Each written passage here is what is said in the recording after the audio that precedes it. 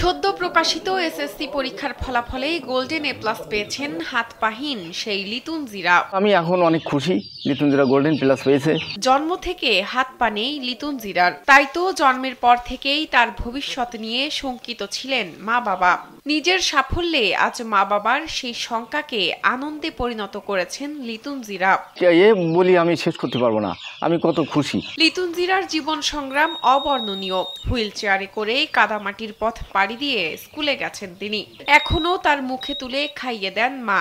অন্যান্য সব কাজেও মায়ের সহযোগিতা লাগে লিতুনের। খাওয়াই দিতে হয়, বাথরুমে নিয়ে যেতে হয়, উঠাই দিতে হয়, বই মেলাই দিতে হয়, তারপরে স্কুলে নিয়ে যাওয়া নিয়ে আসা, আর সমস্যা আমারও সঙ্গে যেতে হয়। তবে এত সব কষ্টের কথা যেন এক নিমিষে ভুলে গেছেন লিতুন জিরার মা। 2025 সালে এসএসসি পরীক্ষায় গোল্ডেন প্লাস পেয়েছে, এইতে ও সমস্ত দুঃখ সব ভুলে যাই, এখন আমি আনন্দিত আছি। লিতুন জিরার সাফল্যে খুশি তার দাদিও। নাতনির সাফল্যের কথা ছড়িয়ে পড়ায় লোকজন তাকে দেখতে আসছেন বলেও জানান তিনি। লিতুন জিরার সাফল্যে গর্ববোধ করছেন তার প্রতিবেশী ও বন্ধুরাও। লিতুন জিরা আমাদের মেয়ে, আমরা প্রতিবেশী। লিতুন জিরা ভালো রেজাল্ট করেছে, এতে আমরা খুব খুশি, আমরা খুব গর্বিত। লিতুন জিরা আমার খুব কাছের বন্ধু, আমরা একসাথে পরীক্ষা দিছি।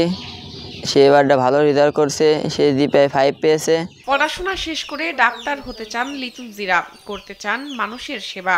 ডক্টর হতে চাই কারণ আমি মানুষের সেবা দিতে চাই। আমাদের দেশে অনেক গরিব মানুষ আছে যারা টাকার জন্য চিকিৎসা পায় না, তো তাদেরকে আমি বিনামূল্যে চিকিৎসা দিতে চাই। যশোরের মনিরামপুর উপজেলার খানপুর ইউনিয়নের 7 নল গ্রামের বাসিন্দা লিতুন জিরা।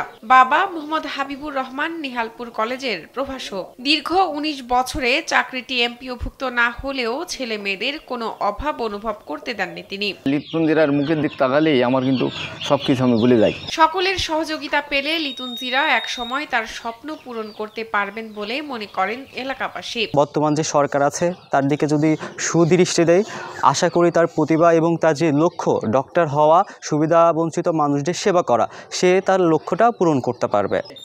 শাহনাজ পারভিন, কালবেলা।